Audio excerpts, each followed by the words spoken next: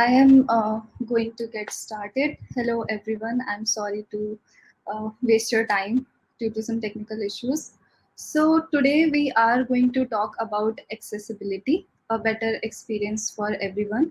And I would like to thank DrupalCon first of all. This is my first ever session at DrupalCon, and I'm really thankful for this opportunity to speak on this wonderful topic. This topic is really close to my heart. Today, I'm talking from the small town of Rajasthan state of India.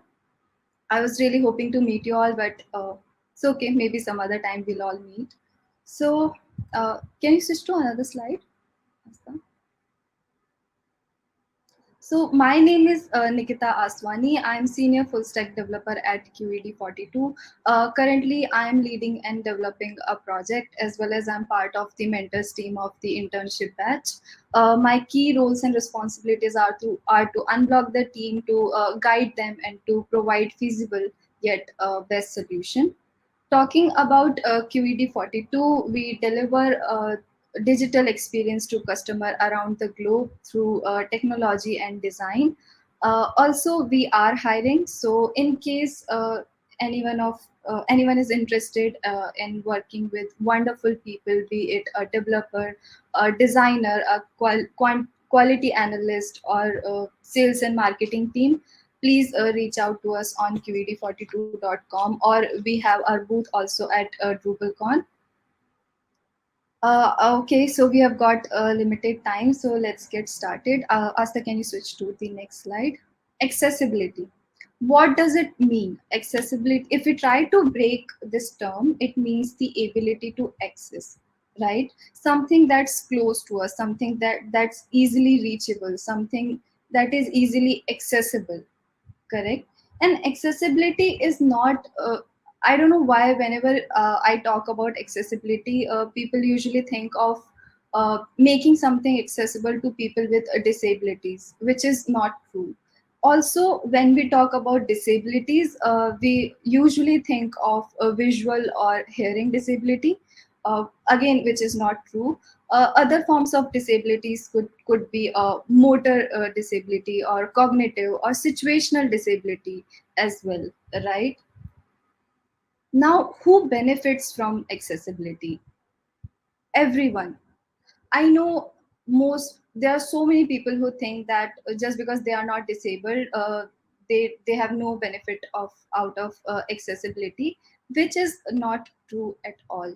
So yes, everyone. So even if you think that you do not need it, please trust me on this. You do need it. You are using it. You just don't know it yet. Can we switch to the another slide? Now, accessible content is not just imperative to the people with disabilities. It is for everyone. It also enhances the user experience, and it also we also will able to get uh, a wide variety of users, right? We want people to access our content. We want people, if the product has no value if we don't have the consumer, correct? Also, this is one of the very beautiful graphic that I got to know about. This is from Microsoft Inclusive Design. Uh, After seeing this, it completely changed my perspective about the inclusive design. I could have never thought of these many situations or these many disabilities. So even if we talk about a visual, in the permanent disability, a person could be blind.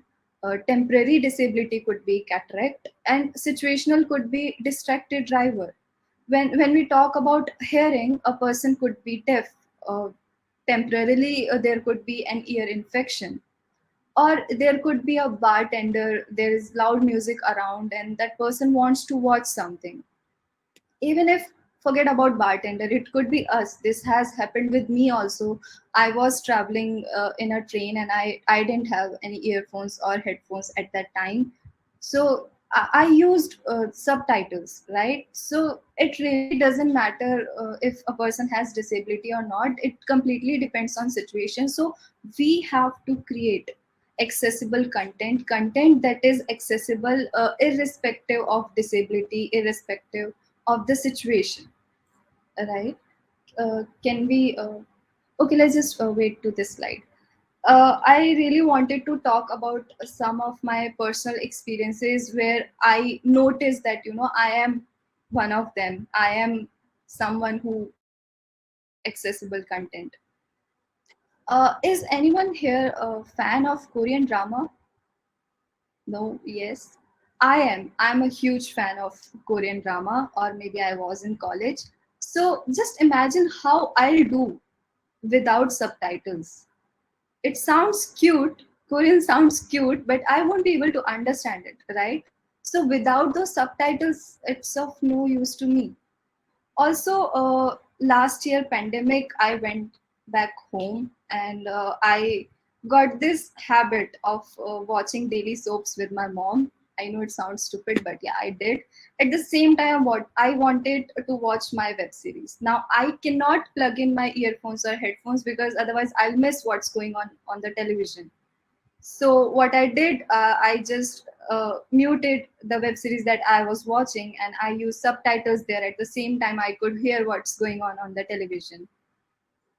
Again, please, no judgments. Another thing would be, so I watch a lot of things during night.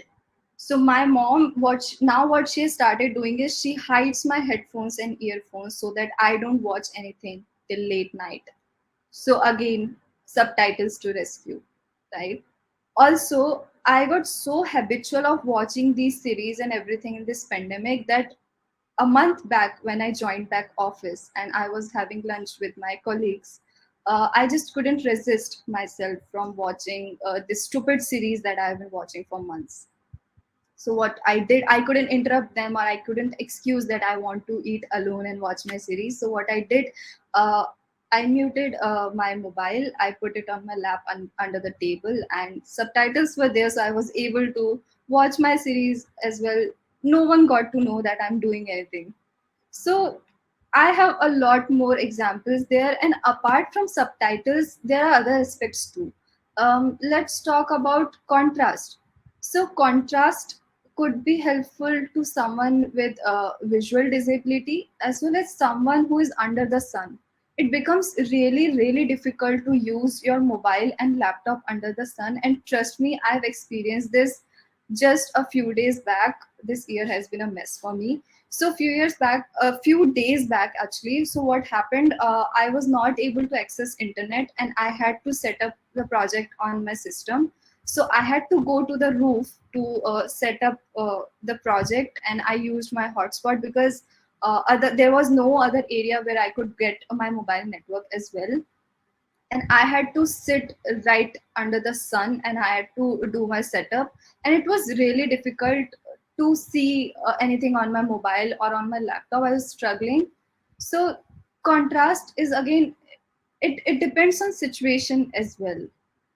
The other thing could be, let's talk about keyboard navigation, right? So keyboard navigation could be for someone with physical disability as well as for someone, for an advanced user, right? Uh, in last DrupalCon, there was some event where one of my mentor won this prize where they had to do coding or everything without using the mouse. So there was this event, you have to do a couple of tasks in as soon as possible in a short span of time without using the mouse, and he actually won.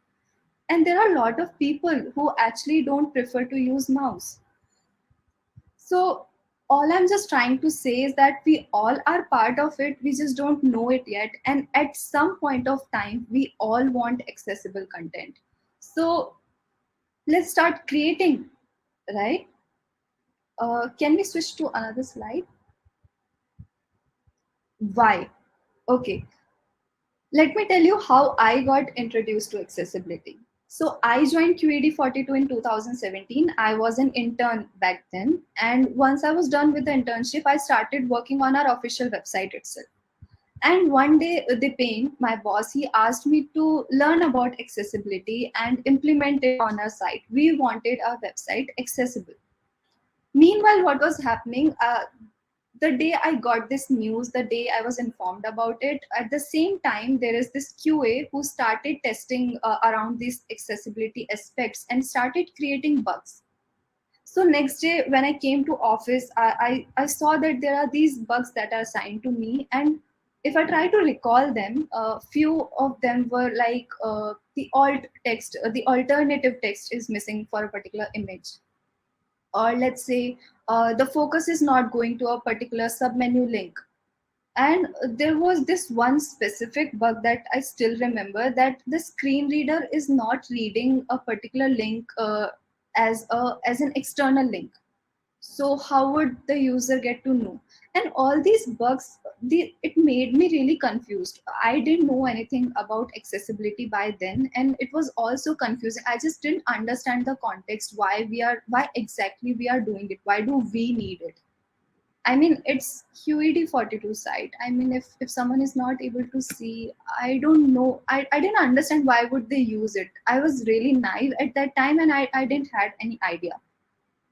Being the curious person that I am, I started digging around it. I read few articles, I watched few sessions, and after that, I had only one question in my mind, and that was, why are we doing it now?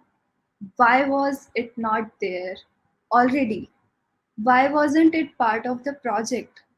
I mean, is it not normal to create accessible content? And I felt really bad that I didn't know about it. I should have. So that's how I got to know about accessibility, and all those whys, I got the answers of those questions as well. And I'm going to share those answers with you in the form of questions. Let me know if you have heard these questions before.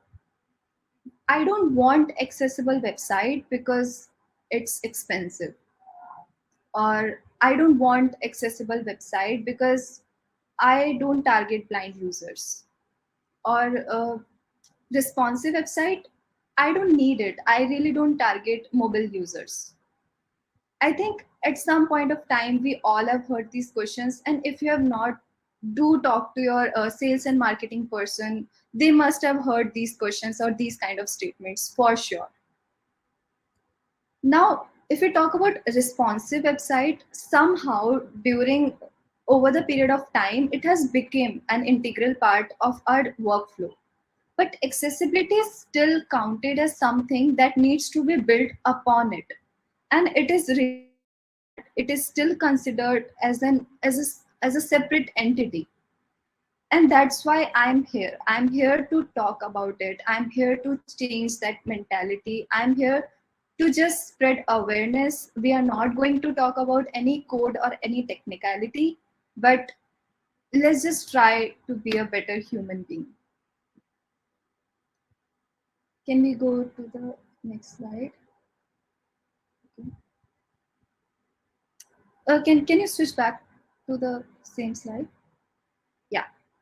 Now let's add one more question to it, which was, why accessibility?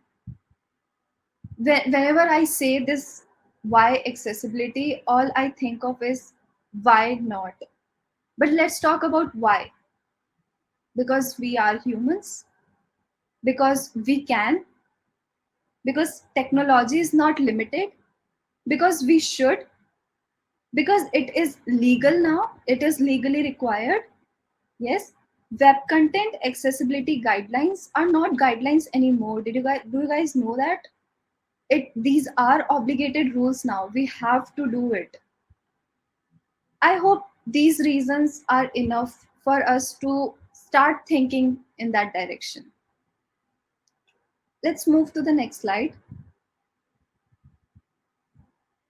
WCAG principles, WCAG or Web Content Accessibility Guidelines. Before that, I would like to introduce one term, W3C, World Wide Web Consortium. It's an international community that develops, sorry,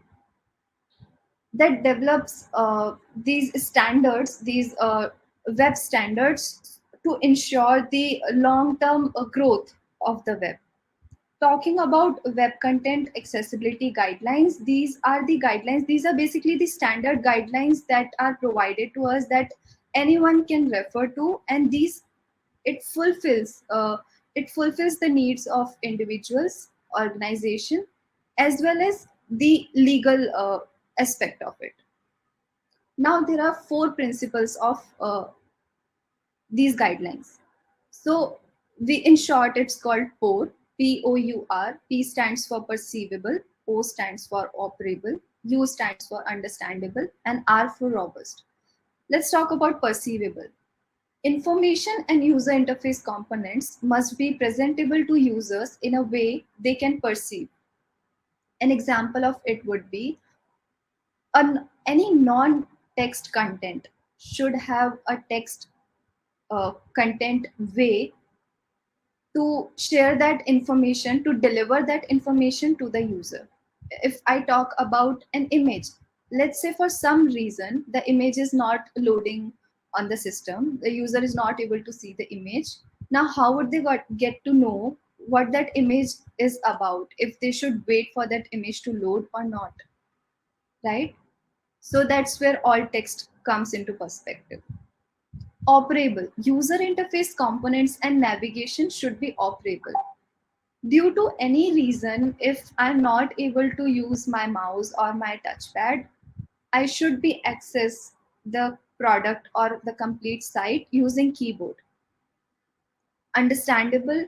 Information and operation of user interface must be understandable. We should try to use as less jargons and idioms as we can. We should try to use language that is understandable by everyone. And in case you are using abbreviations or jargons, make sure there is some way, a mechanism through which you are delivering the definition of that particular term to the user. Otherwise, using these words and these jargons are of no use if the user is not able to get it. And the last is robust. Content must be robust enough that it can be interpreted reliably by a wide variety of user agents, including assistive technologies. Right? Let's switch to the next slide.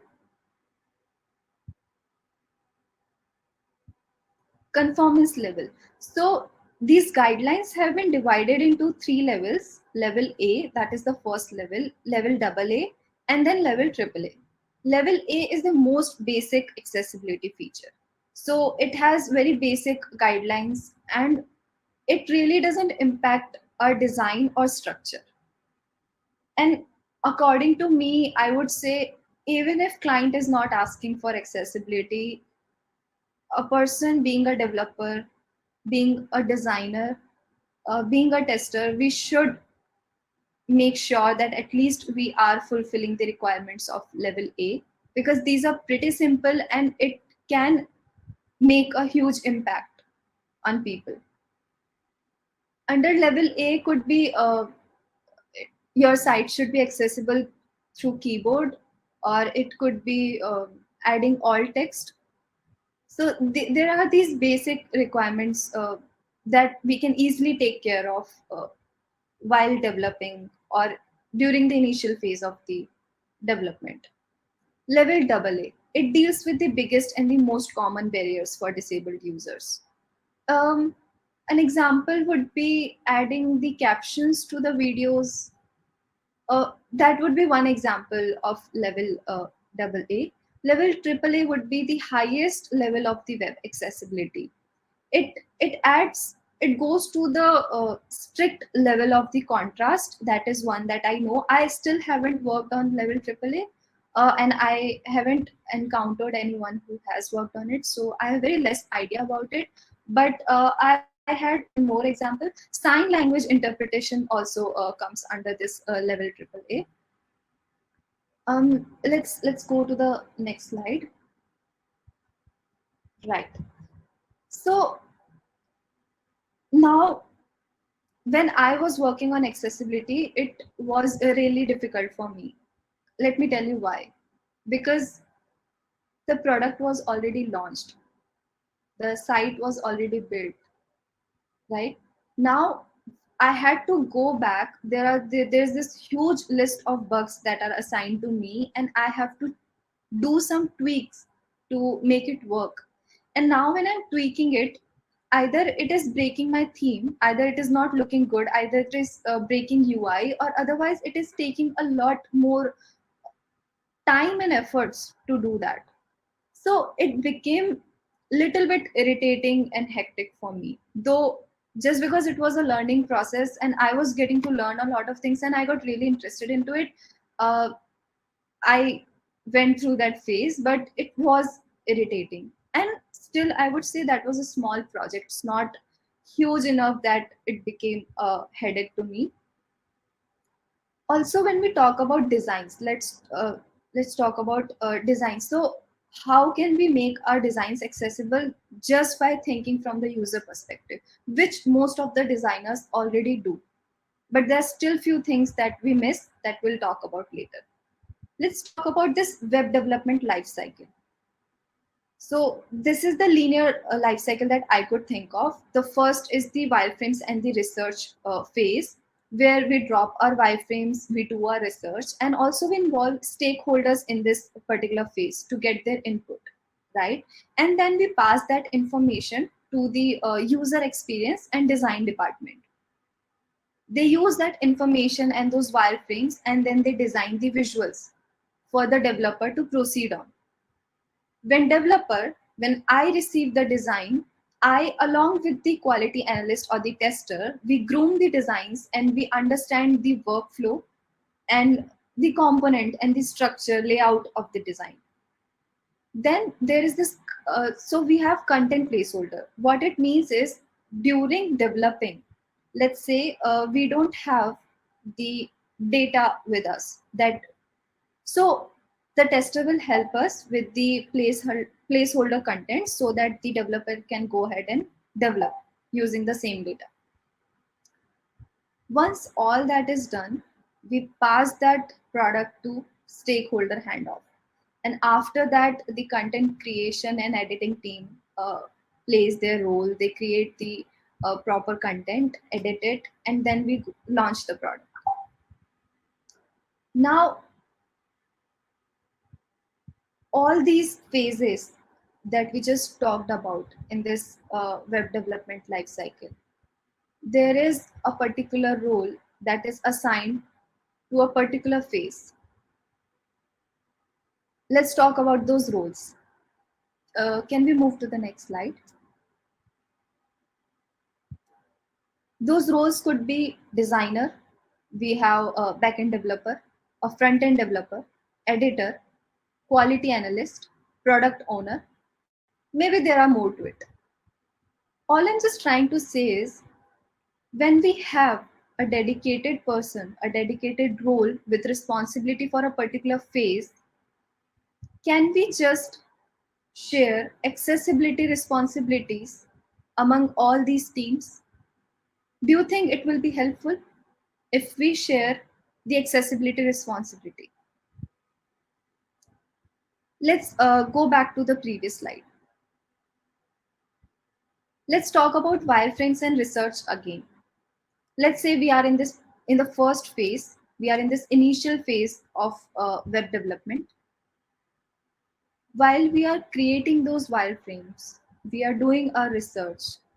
If if we include developer and tester in that particular phase, and we talk about accessibility, we include that in the wireframes. If we allow tester to test the wireframes first and tell us if there are any accessibility flaws, won't it be helpful? According to me, it will be, because when I was working on accessibility, and after that, whoever has worked on accessibility, and if I have talked to them, all I've heard of is, if we knew about this earlier while developing or in the initial phase, it would have taken less time. Solving accessibility bugs in production, or once we have reached the milestone, is way more complicated and difficult than to do it in the initial phase. If we just have tester if we just add tester in each phase of the web development life cycle, it would be really helpful. It would take less time and it would alleviate the headache.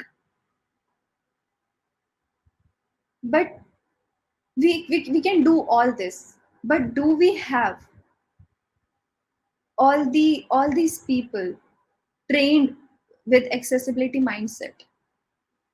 I doubt so. I am not doubting anyone, but I doubt that we all are educated enough so that we have that particular mindset, right? So now what we have to do, we have to empower our team, our designers, our testers, our content editors. We have to empower them to make them to be able to think in that particular direction, right? Just imagine a designer who is creating these visuals. If that person knows that there could be some contrast issues, or let's say, just let's just take an example of a design where we have two or three blocks one after the other, and on mobile we just change the complete layout. The Instead of the order to be 1 2 3, somehow the order becomes 2 1 3. To achieve that, what developer does it, they somehow use some css to move those blocks around, which is okay, it looks fine visually, but when the screen reader reads it, the order is completely messed up. If we could just train, or if we could just educate our designers, a lot of accessibility issues will be reduced. We don't even have to resolve them, it will be reduced. So training is very important, and the sole purpose of this session is just so that I could put this thought in everyone's mind, so that next time when you are developing something, when you are designing something, or when you are testing something, even if it clicks to you, even for a second, that don't you think it will affect us accessibility? I think it should be fixed. I think my session will be successful.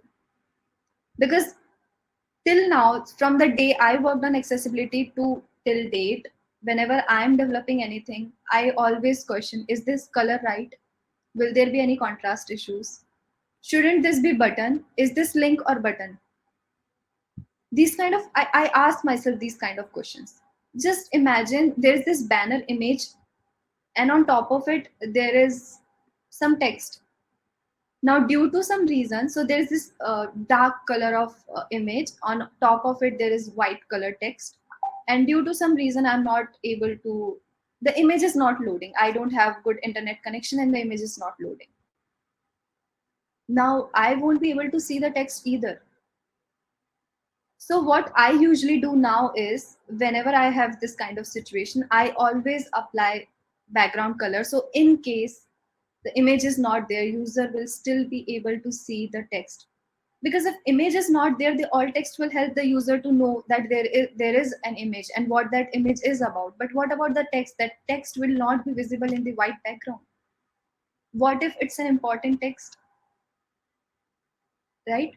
So these are the kind of questions that I ask myself being a developer, and I hope after this session you guys will also have some questions in mind that you'll ask yourself and will make it a better world.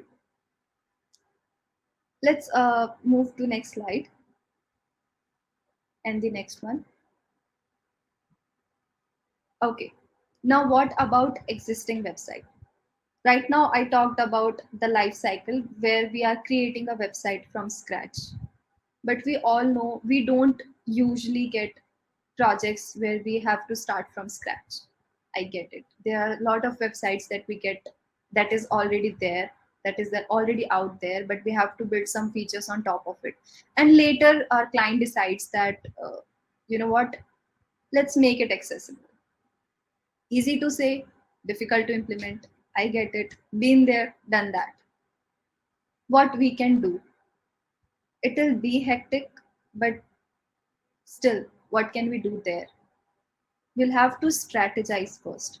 We'll have to go through each and every component of our site. We'll have to make a list of issues that could be there. We'll have to categorize those issues, and then we'll have to start reading about it. We'll have to start understanding those issues. The second thing is implementation. Before implementation, we'll have to find a solution. Now, when we have solution in hand, before implementing, we have to ask ourselves this one question: is our solution good enough? Will it still be applicable in case the wireframes change in future? Isn't it that how we code? Even if today we write any code, we try to think of all the possibilities, all the edge cases, and we still write a code in a way that in future, if it changes, it will be easier to change it. So same goes for accessibility. Our solution should be in a way that in case the wireframes change in future, our solution should be able to adapt those changes and should change according to it. The third is learn and iterate. So now that we got the problem, we know the solution, we have to learn the solution, and we have to iterate it through all the bugs. It will take time to get the grip on accessibility bugs, especially when you're working on it for the first time, that too on an existing website, but you'll get a grip on it. Let's move to the next slide. Accessibility and Drupal. Now, when I have started my career with Drupal only, but it took me a lot of time to understand Drupal, to to have that love towards Drupal that I've always seen in Drupalers. I have attended so many Drupal camps and I've seen the communities. These are crazy people. They just love Drupal, the way they are working, whatever they are doing, it's great. But when I worked on accessibility, and then when I got to know what Drupal is doing for accessibility, that was the first time I fell in love with Drupal. Drupal is doing a lot more for accessibility than one could imagine. At least that was my first reaction. So if anyone here is an intern, or if anyone here has not worked on accessibility yet, I would just say, just go through the markup once and you'll get to know a lot more things that you could imagine. Now, talking about few things that Drupal is doing for accessibility, and I think these have started from Drupal 8 only. Alt text. Alt text is a mandatory field in Drupal 8. So forget about developer, even a content editor. If a content editor is adding an image in an image field, they have to add the alt text. That is compulsory. Skip navigation. If we create a website from scratch, not talking about Drupal, we have to, there are some client requirements where we have to add this link, the skip navigation, and it takes us to the main content. So on the first tab, the user will be directed to this particular link, and when we'll press enter, it will take us to the main content. This skip navigation is by default there in the Drupal. Now we don't have to do anything extra to add it. Form labels are there. You can add form labels. You can even change the position of the form labels if you want on top of it or if you want it inline. Form labels are really important because the screen reader reads the form label only and not the placeholder. Inline form errors, it got stable in Drupal 8. ARIA practices. Drupal is following ARIA practices like anything. It is really easy to use, and I'm so glad that it is inbuilt in Drupal now. Hide content properly. Now let's just go back to that form labels again. How many of you have seen these forms, form designs where we have these input boxes, but there's no label because there is placeholder. So anyone who is able to see the form, they know what to input there, what is required, what that particular input box is for. But just imagine for someone who's not able to see or someone who's using screen reader, they won't get to know what that input box is for. And irrespective of what you add, there will be some error. To hide that label, what we can do is, so what Drupal does it adds this visually hidden class to it, which hides it visually, but that particular block is still there. The markup is still there. So now when I'm using screen reader, it will still read the label of it, but visually it's not there. Um, but again, you have to be very careful about using this visually hidden or display none. I have like I have seen people asking this question that this is the scenario, what should I use? Should I go for display none or visually hidden? Though it's very easy, but sometimes it could confuse someone. So be careful around it. And then there are contrib modules. There are a lot of contrib modules in Drupal that we can use to make our content accessible. One that I could think of and one that I have used is the external link. It adds this particular icon and it adds something to the markup so that the screen reader reads that it is an external link. The first bug that I worked on accessibility. Okay. Can we move to the next slide? Okay, thank you. So I hope that I was able to deliver what I really wanted to. The only reason this topic is close to my heart is because of some personal experiences, and I am an emotional human being. So all I'm just saying, if you are a little bit empathetic towards other people, I hope you'll start implementing accessibility. You'll make it a practice. And I know there was no code or technical terms here, but maybe I'll write a blog about it. So keep an eye out on qed42.com. Maybe that would be my first blog. I haven't wrote ever. And if you have any questions, I know we are out of time. You guys can join me at QED42 booth. Up and at that booth, I'll share more information. If you have any question, if you want to just discuss anything, we'll be able to discuss there.